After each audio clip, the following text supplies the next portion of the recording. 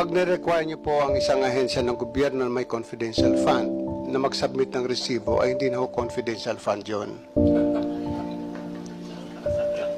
Kasi Mr. Chair, gusto ko lang pong gusto ko lang pong mag-ano doon.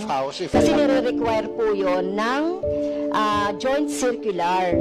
So hindi po pwedeng kasi meron po tayong joint circular 2015 regarding sa confidential fund. Po hindi po nakakatawa na sabihin natin na hindi tayo nagsasubmit ng mga resibo. So I beg to disagree po, no. Kailangan din natin mag-follow po doon sa JC 2015. Pagpaunmanhin po ninyo, pero mula po na ako'y maging ombudsman, wala po nagsabi sa akin na mag-submit po kami ng resibo, dahil paano po re-resibuhan